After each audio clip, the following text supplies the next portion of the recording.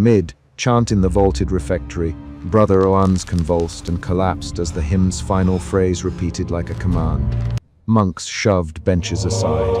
A candle jarred and spilled wax across cold flagstones. Someone shouted, "Oans!" The abbot barked orders, and two brothers lifted the fallen man, one hand clamping his jaw to keep a muttered syllable from escaping. Suspicion tightened the scholar's jaw and pushed him forward through the press of robes. He moved to test the air and the sound where the last tone had landed. The scholar had arrived before dawn with a leather satchel and the habit of listening first. He opened his notebook and, without asking, marked the time, the chant pattern, and the abbot's line as it snapped across the room. Abbot Constantinos, the scholar, voice low. What happened in the choir? Abbot Constantinos answered without moving his hands from the bound prayer book. Brother Oans collapsed during the refrain. He spoke nonsense. He struck the stone with his head. He will be tended. His jaw tightened. He counted beads once with a thumb and did not meet the scholar's eyes. The abbot's words pushed the first clear stake. The hymn had become dangerous, not merely irregular. That danger would define the investigation. They carried Oans past the rafters into the infirmary. The monk's fingers flexed and splayed. The abbot put a palm to Oans' brow and then withdrew as if the air repelled him. The scholar watched the abbot's hands, saw the ceremonial scar along his right hand, and noted the hesitation. The scholar's suspicion turned toward the abbot as much as toward the chant. He would later call this a second current under the surface, a private unrest. For now, the abbot issued a ban, no further performance of that hymn. Seal the manuscript chest. The first day after the collapse, the scholar inspected the choir and the refectory floor. He lifted candle wax from the stone with a knife, traced the smear of blood toward a drain, and found a single, unseen scrap of parchment caught in a crack. He slid it into his satchel without announcement. He moved with steady hands and short sentences in his notebook. Every action recorded narrowed his suspicion into purpose. Discover origin, document effect, and judge whether the hymn had been an instrument or an accident. At dawn, the abbot led the scholar to his private study, shelves bowed with liturgical tomes. An iron-bound book lay open on a lectern. "We banned its use 2 months ago, the abbot. I thought that would be the end." He set the lectern lamp so a small pool of light fell across his brow. The scholar, "Why ban it, abbot?" It altered the men. Abbot Constantinos answered. It made Brother Oans hear words not ours. It made them see things during prayer. I ordered the ban to preserve order. He rubbed the scar on his hand. Order is thin here. His voice carried the weight of someone used to holding a rule book between fear and mercy. The scholar moved through the library with an appetite sharpened by the abbot's admission. He opened chests, ran his fingers over vellum, and busied himself with catalogue numbers while the abbot watched. Later, the scholar found a sealed packet beneath a false board in the manuscript chest. He unrolled the parchment with gloves and a candle. The notation was not ordinary Neum script. The little strokes bent toward each other across the page, and when the scholar tilted the candle, his eyes caught a convergence. The Neums formed an uncanny sigil that seemed to nest like teeth. The scholar laid a rubbing across the notation and ran charcoal once, twice, until the sigil resolved on paper. He lifted the rubbing and paused, listening to distant bells. That pause changed him from careful researcher to active pursuer. Curiosity pushed at his hands first. Curiosity shifted to dread when he heard a distant choir rehearse a harmless canon and realized its cadence matched one repeated phrase in the banned hymn. That evening the scholar followed whispering brothers through cloisters and under stairways. He kept to shadows and counted steps. He found the hidden chapel beneath the cloister by the smell of wax and rosemary. He stopped at the threshold and watched a group of monks, including Oans, arranged in a ring around a low lectern. The abbot stood at the back of the room, face a cracked silhouette, hands folded. The scholar steadied his breath and took notes on the angle of Abbot Constantino's shoulders and the way the abbot's mouth parted at certain phrases. Brother Oans began the hymn. He breathed like a bellows now, shoulders working beneath the habit. His voice altered on certain intervals and the air took on a metallic edge. The younger monks leaned forward, eyes bright and fixed.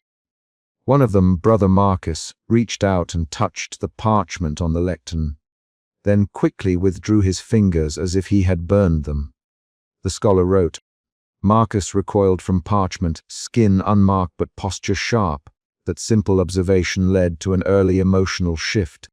Suspicion became curiosity, and curiosity opened into a need to prove whether the manuscript acted on bodies. The abbot watched and then turned away. The scholar stepped closer, and Brother Oan's chant altered its shape, the final phrase layering and repeating like a command. The scholar caught part of the melody and tapped his notebook in time, registering the intervals. The abbot's jaw worked. Constantinos, the scholar whispered, "Why are you here?" The abbot did not answer aloud. He pressed a palm over his mouth and mouthed a single word the scholar could not read. Monks argued afterward in low, quick lines. "We must not stop," said Brother Marcus. "It opens me to prayer." He added. Brother Oans heard the angel's name. Another murmured. Abbot Constantinos struck the lectern and said, "Stop this now. I forbid it." The argument turned fast. 3 lines of heated exchange passed between Abbot Constantinos, Brother Marcus, and Brother Oans. Their voices clashed in short bursts. The scholar recorded each line. "Constantinos, I forbid it. Marcus, you do not know. Oans, I heard." The exchange contained the seeds of division. A secret rehearsal turned into a contest of wills that night. Brother Oans slipped into trance first. His lips moved with a rhythm that did not match the hymn's notation. His hands flexed, and he began to speak in a voice that carried words too old for the chapel. The candles bent around him as if their flames leaned inward. A younger monk, Brother Demetrios, placed a palm against Oan's forehead and then wiped his own hand on his habit, unable to say why he had done it. The scholar stepped forward to restrain the scene with observation, but his pen slipped when Oan's eyes opened and fixed on him with a recognition that did not belong to this world. The scholar experienced the second emotion shift. Curiosity slid into doubt, then into a tight, physical dread that focused his hands on the rubbing still tucked in his satchel. He felt his belly tighten and his fingers go cold. He wrote. Oan's eyes registered scholar. Voice not wholly his, the abbot intervened then, calling the brothers to seize Oan's and take the manuscript. The confrontation exploded into action. Abbot Constantinos moved with sudden authority, and the soft rasp of his voice became a command. "Seize the page." "Take the hymn!" he barked. Hands reached. The manuscript left the lectern and bent as if resisting. Brother Oans thrashed against 4 grasping arms and began to speak in layered voices. The scholar watched the abbot's right hand in the struggle. The scar blurred a thin line when he closed his fist. The abbot's face turned white under the flicker of candlelight as he ordered, "Bind him." "Bind him now." 3 brothers held Oans. He laughed once, a long, thin sound, and then his body jolted. "What name did you hear?" The scholar demanded, stepping between a brother and the bound man. Oans, "Say the name now." Oan's lips moved and produced syllables no one in the room recognized. His thin voice layered into something deeper and older. Abbot Constantinos grabbed the manuscript and began to tear pages free with deliberate, measured pulls while the others tried to placate the thrashing monk. The tearing produced a new revelation. As the abbot ripped a page, a hidden fold fell away and revealed additional notation beneath, cramped and densely inked. The scholar leaned in, saw that the lower notation didn't merely direct pitch. It contained rapid rhythmic marks and a cluster of symbols that matched the sigil in his rubbing. He had assumed the hymn was a dangerous melody. The torn page showed it had been engineered, an encoded ritual nested inside a liturgical melody. This was the plot twist that rearranged the scholar's priorities. The abbot's face registered something he could not name. He pressed the torn edge against his lips, then forced himself to say, "We cannot let this spread." Brother Marcus protested, "You will not burn it while we can still sing." The argument grew tight and fast. Constantinos. "You disobey, Marcus. You cannot end what we hear." Their back and forth landed hard. 3 rapid exchanges cracked the room's semblance of order. The restraint became violent. Blood smeared a corner of the lectern. Brother Aons stopped speaking and went limp, then whispered a single line that the scholar wrote down as best he could. The other reaches back. The abbot ordered the manuscript seized, and for the infirmary to hold Aons. The scholar, watching the abbot's hands, realized the abbot's hesitation earlier was not simple concern. It had been fascination tempered by fear.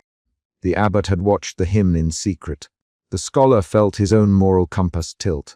Document and publish, or protect the monastery's men from a public scandal. At dawn the next day, the monastery had fractured along quiet lines. One brother had fled during the night and left his habit on a stone bench outside the gate. The infirmary held Ian's sutures along his scalp and wax in his hair. Abbot Constantinos sat with a cup of water and stared at a pile of singed fragments. The scholar moved with methodical calm, making rubbings of the remaining notation, smuggling each pressing into his satchel under a cloth. He recorded names, sequences, and the position of the abbot during the suppression. The abbot approached the scholar in the cloister. He spoke without raising his voice. "You took copies?" He asked. "You must not leave with those pages." The scholar set his satchel on a bench, loosened the strap, and met the abbot's eyes. "Constantinos. You ordered the ban, yet you watched." It was not a question but a statement. The abbot neither denied nor fully confessed. "There are things a book will not tell you, scholar." The men believed they touched the divine. I feared the community would break. I acted to stop that break. The scholar watched the abbot's thumb rub where the ceremonial scar cut across flesh. The scholar prepared to leave. He had decisions that did not belong to the abbot. Whether the notation should be shared beyond these walls, whether the hymn's pattern should be catalogued as liturgical curiosity or suppressed as dangerous instrument. He unfastened his satchel, checked the rubbings, and folded them into a slip of oiled cloth.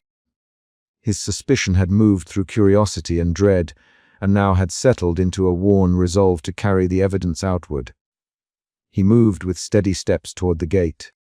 Inside the abbot's private cell, the abbot laid the remaining fragments on a brazier and set a match at the edge of a page. The flame caught and ate ink. He watched the letters curl. He hesitated then, as if some part of him wanted to know the page's last words. He snatched the burning corner and held it over the brazier until ash fell through his fingers. He did not finish. More than one fragment fell to the floor, browned but not wholly consumed. The abbot buried his face in his hands and breathed. The scholar passed the gate with a covered satchel and did not look back. By mid-morning the monastery had returned to functional prayer and to an arrangement of false calm. Some brothers avoided the infirmary. Brother Marcus kept his head down in the refectory and touched his habit at the place where he had brushed the manuscript.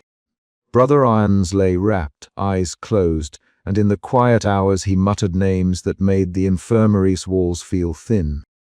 The scholar's pages contained precise notations, dates, names, and the pressed rubbing of a sigil that the abbot had watched and then tried to erase.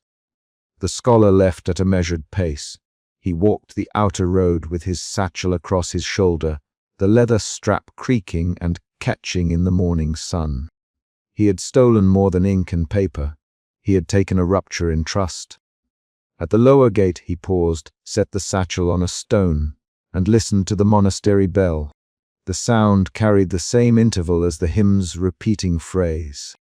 He lifted the rubbing and, for the first time, translated a short line of notation into the name Ions had mouthed. A simple phoneme that did not belong to the monks' tongues, He folded the rubbing back into cloth and did not open it on the road. The chapter ends with a concrete, situated moment. The scholar stepped over the threshold, turned in the light, and saw Abbot Constantinos standing in the cloister doorway with a charred scrap in his hand. The abbot's lips formed no words. He raised the scrap as if offering it, and then lowered his arm without moving it forward. The scholar slid his satchel over his shoulder and walked away while the abbot stared at the unreadable ash. The abbot did not call after him. The satchel thumped once against the scholar's hip, and the bell tolled again. The final event closes the chapter's conflict without full resolution. The manuscript's copies leave the monastery. The abbot's attempt to eradicate the hymn remains incomplete, and the broken community begins to stitch itself back together with unspoken fractures. The scholar carried evidence, the abbot carried hesitation, and Brother Oans, mute in the infirmary, carried the last sound of the hymn in a voice that no longer belonged solely to him. The scene ended in motion and a hold, a crossing at the gate and a charred page in a shadowed hand, and the story moved outward from that threshold. Emotion root. Suspicion. The scholar's first moves and final choice were driven by suspicion. Suspicion that the hymn acted on bodies, suspicion that the abbot hid interest, and suspicion that the manuscript encoded deliberate ritual. Emotion shifts, suspicion, curiosity, dread. Curiosity, doubt, resolve, each shift showed in action. The scholar's notes, the rubbing, the stolen pages, the hurried theft, and the final departure. Distinct voices spoke through short lines. Constantinos ordered. Marcus protested. Ions answered in clipped syllables. The chapter tied its mini-conflict to the stolen evidence and the monastery's fracture, leaving a concrete beat at the gate and a clear path for further investigation. They carried Brother Ions into the infirmary, blood streaking his temple and his hands already clawing at the torn hymn in his habit. Suspicion tightened the occult scholar's jaw as he stepped around a fallen candlestick and set his satchel on a stool. He had seen convulsions before. He had not seen a chant so precise it left a man shaking and unable to answer. The abbot barked, "Stand back," and two brothers lowered Ions onto a pallet, while Marek pressed a linen cloth over the wound. Within those first pressured minutes, the central question arrived. Why did this notation trigger violence, where prayer usually steadied the body? The scholar's suspicion made him strip a corner of the hymn with careful fingers, rather than hand it over to be burned. He could feel curiosity pulling at the edge of fear, and that pull decided his next move. The infirmary smelled of boiled herbs and copper. The occult scholar kept his spectacles low and watched Ions' mouth work around syllables that made no sense to the others. Ions, the abbot, voice flat. "Tell me what you were chanting." Ions' eyes opened. They were glassy, the refrain. He croaked, it called. He tried to sit, and Marek shoved him back, fingers wet. The abbot, silence his lungs. Bandage, the scholar moved to the pallet, folded the hymn's scrap into a corner of his notebook, and let his hand rest on the paper as the infirmarian, Theodoros, unrolled a clean bandage. The opening scenes left no room for polite distance. The abbot's authority demanded quick containment. Marek's hands trembled. Ions' breathing came in small ragged pulls. The scholar announced, "I will examine the notation." Constantinos answered, "You will not." "Burn it." There was a hard line in the abbot's voice. Dialogue became the immediate method of decision. The scholar said, "Burning destroys evidence. I need." The abbot, "Evidence." Evidence risks contagion. Two monks stood to back Constantinos. Marek stepped between them and the pallet, eyes bright and defiant. Context arrived through motion. The scholar had not been a stranger to the cloister. He had arrived 2 days earlier with a leather satchel and a pocket watch, cataloguing liturgies for a distant monastery. He knew the refectory where the chant had begun. He knew the vaulted shape of sound there. He also knew the memory the community carried. Mid-chant in the refectory, benches shoved aside, a candle toppled and wax pooled on the flagstones while someone shouted Ions' name. The scholar repeated the event aloud once, to register its contours. Mid-chant the man collapsed. He said, "That is not a fit. That is a reaction to sound." Constantinos closed his eyes, counted beads, and said, "Then the sound must go." The scholar's suspicion tightened into purpose. He whispered, "Then we must learn its order." The abbot refused the idea and gestured at Theodoros to hide the scrap. A short, sharp argument split the infirmary and the scriptorium. The scholar turned the scrap and read the inked neumes under candle glow. He felt curiosity shift to methodical focus, lay the melody against known modes, test intervals with his throat, mark marginalia. He worked while Marek and Theodoros argued over the proper remedy for ions, vomiting and tremors. Marek, if the hymn opened him, it opened something divine. Theodoros, open to what? Madness. Death. The abbot, we do not court such strains. Throw it into the fire. The scholar answered, I will copy it. If the pattern returns, we may stop more harm. Constantinos' mouth tightened. You take a risk, he said. The scholar's hands were steady. He had a habit of tapping page edges when preparing evidence. Tonight he tapped more often.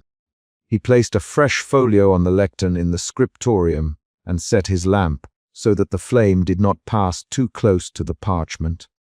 He copied the neumes exactly, noting a repeated cluster shaped like 3 rising intervals that returned like a pulse.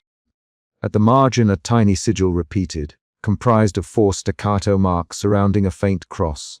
The script suggested an older hand.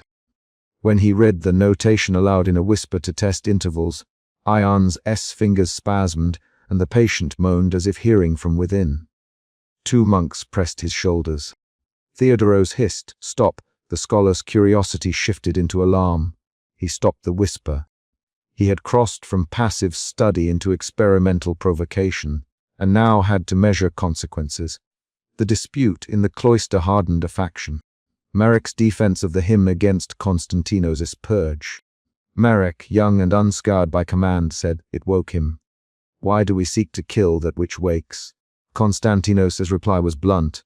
Waking is not always blessing. You saw the parlor. The scholar listened to both and chose to speak for containment without destruction. If you burn the scroll, you burn the clue to save others. Marek tilted his head and said, "Who are you to argue?"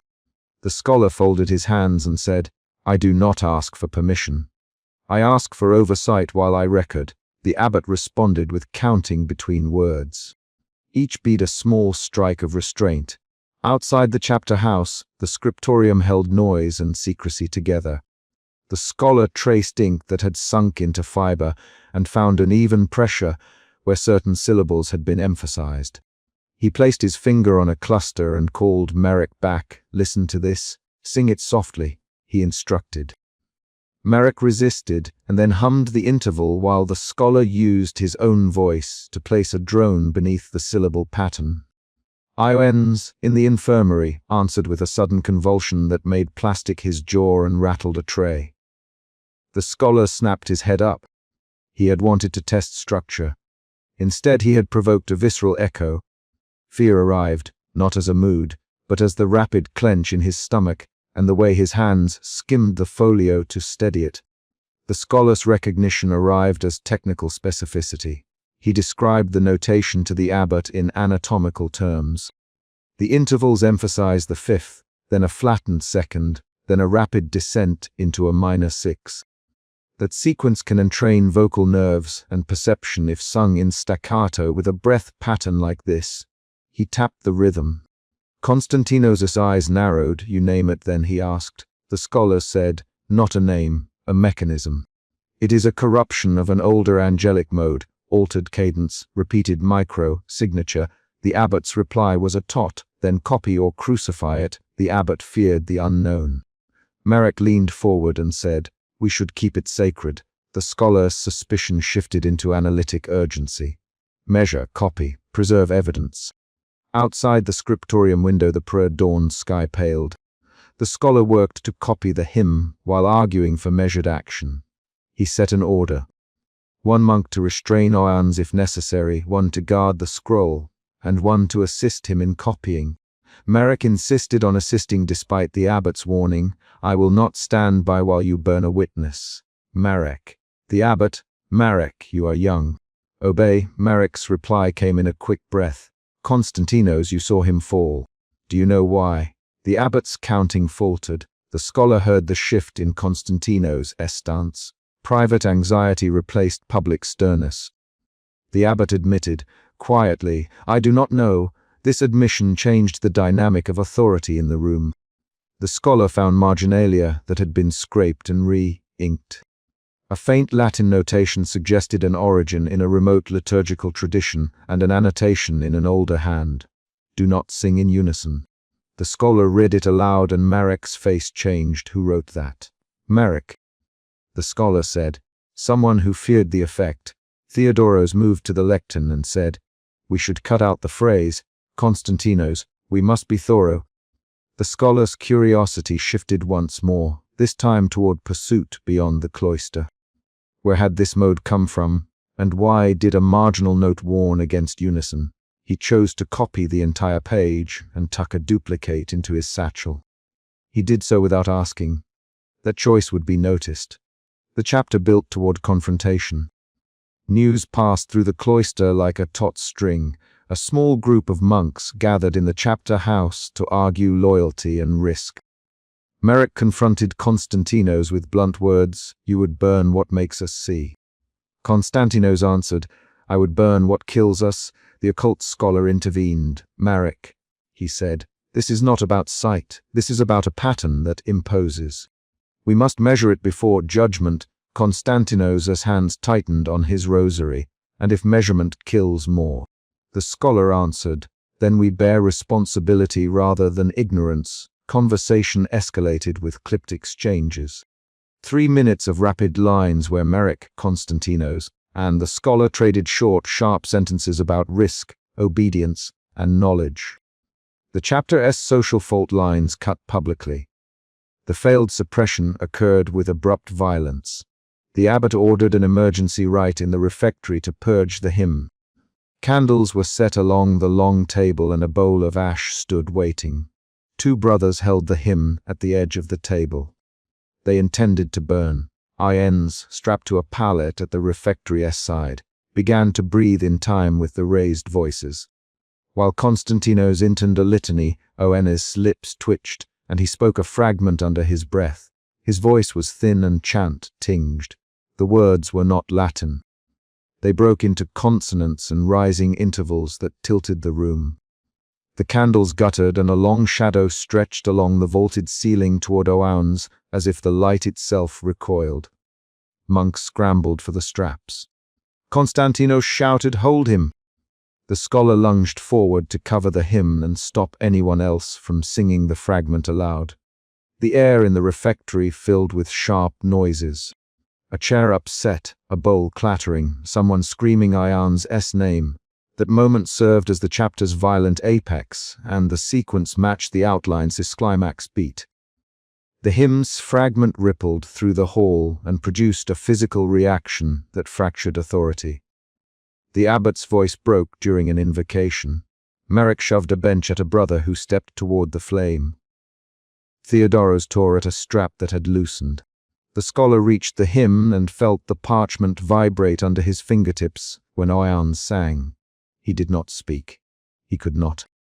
He held the sheet and felt a tremor pass through his palm, like the vibration of a bell. Ian's chest heaved and then his body slumped, the chant collapsing into a high whimper. Constantinos dropped to his knees, and for the first time the abbot counted beads with one hand and pressed the other to his brow. The aftermath moved quickly into pragmatic choices. Ian's lay vacant, eyed on the pallet while the abbot stood, forehead creased and voice small. "We cannot let this spread," he said. The scholar said, "We cannot pretend we did not see this pattern." Theodoros packed herbal salves into a bowl and washed Ian's temple with rosemary water. Merrick gathered the hymn's fragments and cradled them with shaking hands. "Do we burn?" "Merrick," the scholar answered, "we copy, we learn, we restrict." "Constantinos, you risk the cloister's safety for curiosity," the scholar replied. I risk bearing knowledge that may prevent future harm. The abbot nothing for a long count. His chest rose and fell. He nodded once, small and reluctant, and allowed the copying to continue under guarded watch. Alone later at his small desk, the occult scholar worked beneath a lamp. He laid the copied folio beside his field notebook and examined a seam of marginalia he had barely glanced at earlier. There, pressed faintly, was a diagram. A ring of neumes around a tiny cross, and within the ring 4 dots forming the same staccato pattern he had traced in the refrain. He circled the pattern with an inked dash and then paused, feeling clarity settle into a plan. The scholar's emotion moved from fear to resolve. He decided he would not destroy the notation. Instead, he would trace its origin. He packed the copied folio into a thin wooden box and rubbed beeswax over the seams. He checked his pocket watch and placed it beside the box on the desk. Then he stood and knocked once at the abbot's door. Constantinos opened it a crack and said, "You again." The scholar met the abbot's dark brown eyes and said, "There is a source outside this cloister. The marginal note names a chapel in the hills north of here. Let me go. I will not sing it. I only seek origin and authorship." The abbot counted beads and then closed his eyes. "You could leave and never return," he said. The scholar answered, "I will return with knowledge or with proof we destroy it." The abbot's hands trembled slightly as he took off a bronze ring and set it on the sill. "If you go, take Merrick. He refuses to listen to me, but he will not let you take risks alone." Merrick arrived then in the doorway, hair untucked, face pinched. "I go, Merrick." The scholar had shifted suspicion into a committed pursuit. He walked the cloister one last time where wax pooled on flagstones and Brother Oans slept with the hymn folded intently into his palm. He did not touch Ions. He left that to Theodoros. Konstantinos watched them from the chapter house threshold and said, "If you fail, you will answer to me." The scholar said, "I will answer to truth first, Abbot." The abbot's eyes closed and he murmured a name into the air, then counted beads until the scholar was beyond the scriptorium lamp. Halfway through the scholar's copying, before the decision to pursue origin, a mini cliffhanger occurred when the scholar discovered a second notation hidden under a smear of candle wax. A single line of neumes that, when hummed softly, rose on the same flat second he had noticed earlier. He paused with the pen raised. Theodoros called his name from the infirmary, and the sound of a tray hitting the floor shattered the quiet. That small interruption forced him to speed his copying and to hide the duplicate folio inside his satchel, where Marek would later see it. The cliffhanger left the reader with an unanswered question. What precisely did that hidden line do when voiced in sequence? It also pushed the scholar to make a concrete decision. Several surprising reveals shifted the chapter's meaning. First, the marginal note's reference to a chapel north of the monastery reframed the hymn as part of a wider liturgical current rather than an isolated scribal aberration. Second, Konstantinos admitted aloud that an elder monk had once sung a similar strain years before, and that he had burned the record then. A confession that made his earlier hardness look like concealment. "I ordered a burning once." Konstantinos, voice small, "I thought it saved us." "It did not." Marek's face tightened. He said, "Why did you not tell us?" The abbot answered, "I thought us safer ignorant."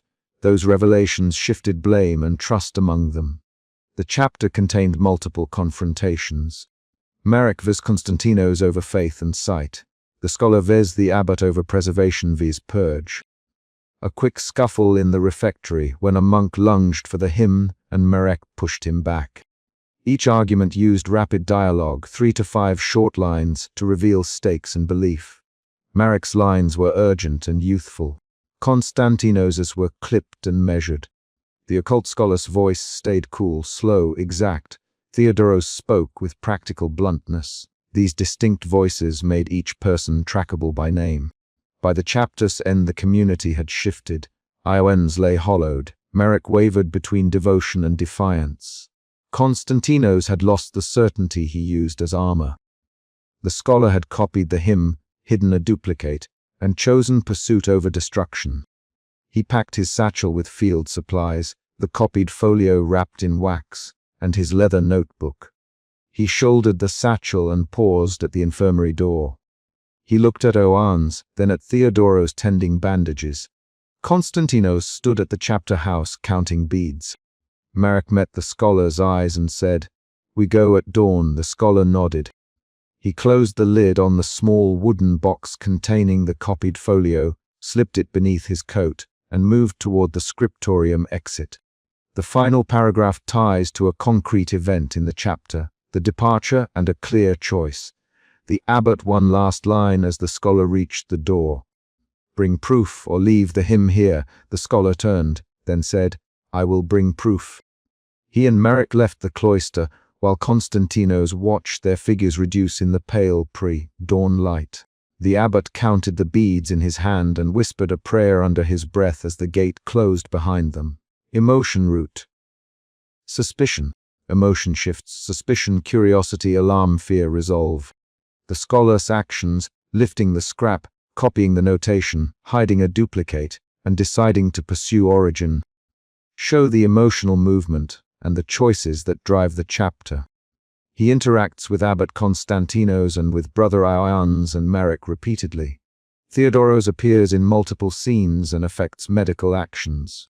External events occur every few paragraphs. Ioannes' collapse, the discovery of marginalia, the failed purge, the hidden notation, the abbot's confession.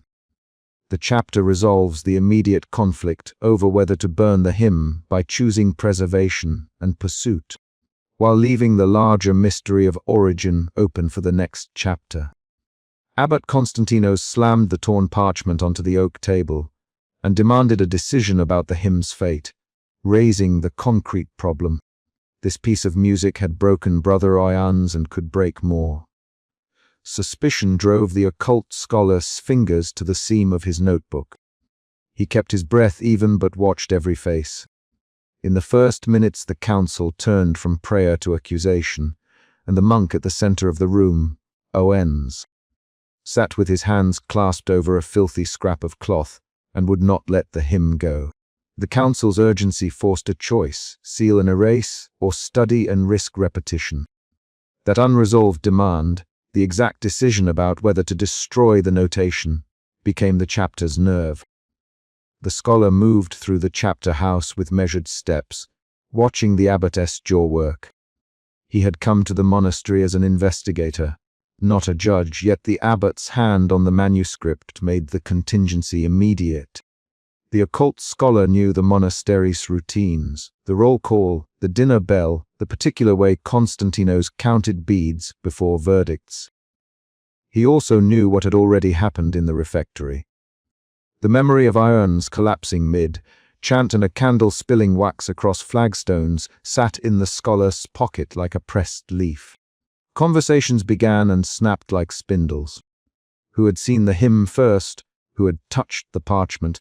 Which brothers had sung with Ioannes that night? Konstantinos, said the senior brother Theodosios, voice taut. We must burn it.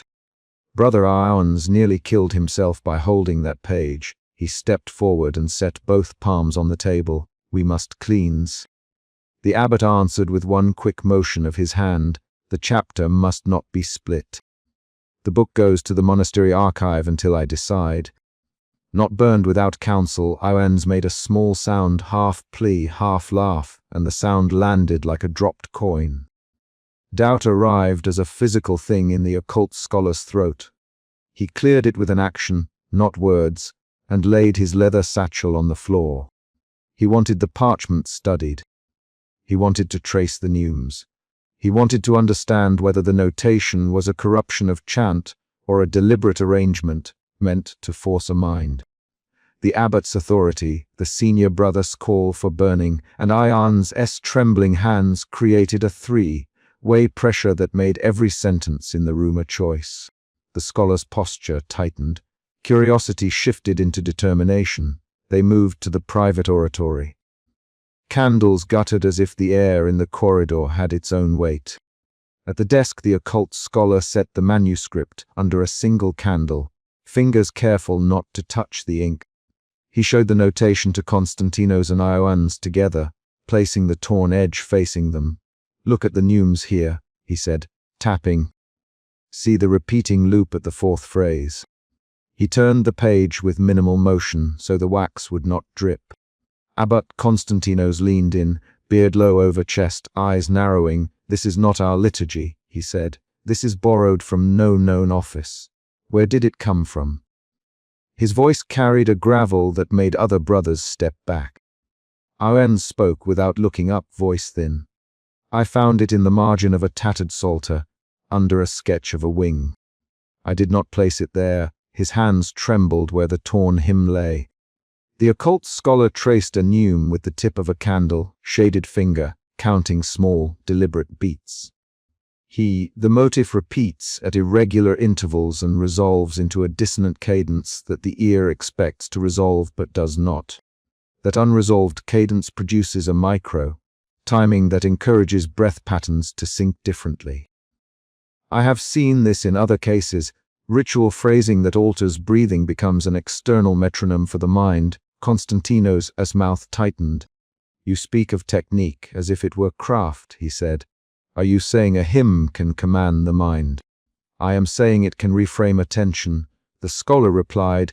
"Reframe attention and certain minds will follow." The abbot's hand closed on the iron, bound prayer book at his side. "Then remove it from the house," he said. "Seal it with wax and with prayer.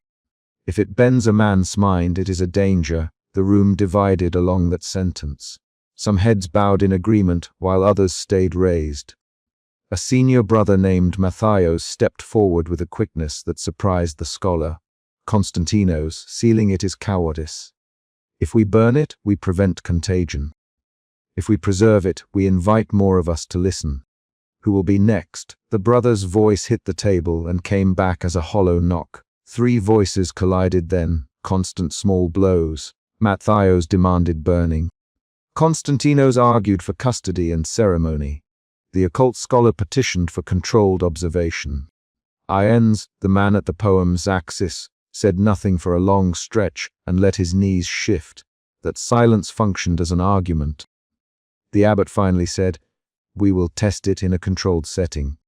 One refrain led by Ioannes with witnesses. "If it causes another collapse, I will order its destruction." That sentence moved authority and made a new decision. The scholar felt a pull of triumph and a counterweight of dread. They shifted the refectory into an improvised observatory. A ring of benches formed a circle. The candlelight pooled in the center. Several brothers brought chairs and set them like stakes. The scholar insisted on keeping 3 brothers nearest the petitioner to anchor Ioannes should the chant do what it had done. "Ioannes, Constantinos, you will sing one refrain. Not to evoke but to measure. Swear you will stop if you feel compulsion." Ioannes swallowed and answered, "I swear, Abbot. I swear on the saint's icon in my locket." He lifted the small locket for all to see, a ragged silver disc with a saint's face rubbed nearly blank. The chant began. Ioannes breathed in and the group matched him, breath stepping into the same slow count. The hymn's phrase arrived like a sequence of measured strikes. A low hum, then an upper interval, then a return. The scholar watched hands. He recorded pulse with the heel of his palm against the wooden rim of the bench. 2 brothers near the edge blinked in unison. Their shoulders slackened. Their lips mouthed the phrase and then stopped. The 3rd brother gave a soft sound and then sagged so that his forehead rested on folded clasped palms. At first the effect looked like contagion through rhythm. Breath matched, throat matched, attention focused the same way a chorus trains eyes. Then the chant hit the line the scholar had circled earlier, a non-resolution that invited completion from the mind. The first emotion shift occurred in the room when suspicion moved into fear. Faces that had debated now showed quickened breaths and tightened grips. A candle flared and a drop of wax slid down the parchment at the center. "Stop." Constantinos abruptly, voice sharp. He reached for the parchment. His fingers brushed the edge. Ioannes convulsed. The sound he made was neither prayer nor animal. It was a sharp intake and an involuntary exhale that shook benches. A shadow stretched at the edge of his shoulder, where the candlelight could not reach. It was not a simile, the shadow was a concrete absence of light that hit the vault like spilled ink. The scholar moved forward, hands out, not to seize but to hold. Ion's eyes rolled white at the rims. He made a sound and then, astonishingly, spoke in a different tone. There is a pressure above me, and it says the names of things I have not learned. The voice had an edge that was not his. Konstantinos barked, "Brother Ioannis!" and slapped his palm against the man's cheek. Ioannis came back with a gasp and a single word. "Forgive." The scholar felt fear as a tightening in his chest, and then shifted the fear into professional focus, an emotion shift from fear into resolve to document. The abbot ordered the manuscript seized and sealed once more. Matthaios protested and raised his voice. "You destruction if harm came. How would sealing satisfy that harm?" The abbot answered, "Sealing keeps harm from surface eyes and keeps us from tearing apart the community in panic." A rapid exchange followed with 3 quick lines. Matthaios demanding flames, Konstantinos insisting on law, the scholar asking for 1 copy to be kept for study. That exchange, 3 rapid lines, forced the abbot's choice. He pressed his thumb to the parchment and broke the wax seal of the chest holding the monastery's relics. It was a symbolic, decisive motion. When they carried Ioannis, the infirmary's smell of herbs and old bandages hit the scholar like a fact. The monk's temple had a dried smear of blood. He kept his hands on the torn hymn like a child with a rag. "Brother Ioannis," Konstantinos by the bed, voice lowered, "tell me where you found this again." Ioannis looked at the abbot as a man might look at a judge and said, "A psalter margin, near the sketch of the wing. I thought it stray prayer." I did not know his fingers found the saint's locket and turned it slowly. A new twist altered their orientation. A junior brother named Nicanor, who had not spoken until then, brought up a ledger page. "I served in the scriptorium this winter," he said. A traveling merchant left a bundle of scrap paper. I copied a margin for practice, and I saw a similar figure on 1 scrap. The merchant spoke of a place beyond the hills where men sang in odd time. The room shifted. The discovery placed the hymn in a broader network rather than a solitary curiosity. This was the plot twist that changed understanding. The hymn was neither an accident nor unique. It had provenance, possibly transmissible. The abbot pressed his hand to his forehead and said, "If that is true, we face not 1 broken monk, but a trade in forbidden phrasing. Who else brought these scraps here?" The scholar watched Konstantinos count beads in silence and then look up. "We must ask the merchant's name and trace his route. The abbot, for now, seal the manuscript in the chest and keep watch. Any brother who sings outside office is to be confined." The decision shifted the community's daily function. It was no longer a pastoral house but a house under precaution. The occult scholar, however, did not accept sealing as final. That night he sat in his lodgings by an oil lamp and copied the hymn's neumes into his notebook with careful ink strokes. He did not do this because he wished harm. He did it because the evidence of a technique required preservation. He felt a moral split, curiosity and guilt pulling at him. The second emotion shift passed from resolve to guilt, then to quiet defiance as he tucked the copied page into the inner fold of his satchel. He put the satchel beside his bed and lay awake listening to stones settling. At dawn a confrontation returned. Matthaios confronted the abbot at the refectory door. "Konstantinos," he said, "you ordered sealing, yet permitted a private test. You let Ioannis sing. Now 2 have slumped. Who are you protecting?" Konstantinos replied, "I am protecting the rule and the brothers. Burn it and we lose knowledge to ensure no one else is harmed. Keep it and we risk corruption. We decide between communal safety and hidden learning." Their exchange contained the 3 to 6 quick turns the monastery needed to break stalemate. Voices rose, hands moved, the abbot raised his palm and silenced them. The decisions that morning changed livelihoods. Two brothers were confined to cells for a day of silence. Matthaios refused to enter the chapel for an hour. Ions was given supervised tasks and forbidden to sing alone. The scholar argued for preservation once more. If we do not understand the mechanism, how can we guard against it? He asked. Konstantinos answered, "You would store knowledge like contraband. You would hide a weapon rather than destroy it." The scholar's reply was narrow. Knowledge is a tool. Misused, it's a weapon. But tools used well can save lives. I will catalogue, and I will teach restraint. The abbot watched him, unreadable. Outside the monastery gate, the scholar arranged with Nicanor to question the merchant who had passed through. Nicanor supplied the merchant's crude description and the rough direction of travel. The scholar insisted the abbot not be told details of the merchant yet.